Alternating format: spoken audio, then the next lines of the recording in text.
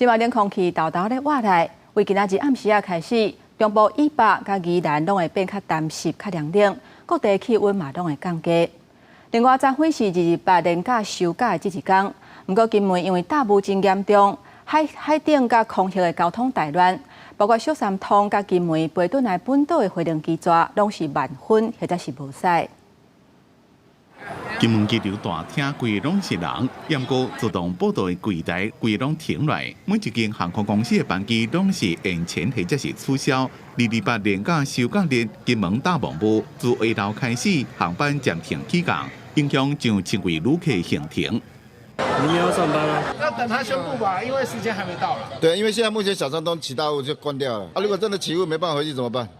再住一晚啊！再住一晚，还没想到下一步呢。海空交通受到雾雾影响，规拢乱去。来回金门水头一个厦门5通的小三通航线，有一寡海域零件都无好。港务处甲中国方面协商了，决定停航，大约1500位旅客受影响。气象署今仔日继续针对金门马祖发雾雾特报。这礼拜天气变化正大，就敢若经历过四季。今仔日是各地高温会当到30度，不过暗时开始方面瓦温。 中部以北一个宜兰地区会变作10个点。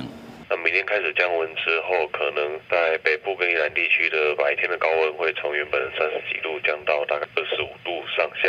礼拜三的白天开始更可能会降到18到20度，所以从礼拜一到礼拜三这段时间降温的情形都是蛮明显的。中南部地区的温度也会从原本的30度以上降到大概是25度左右。 拜三初五是24节气内面的经历，象征春雷初响，行青东面的万物。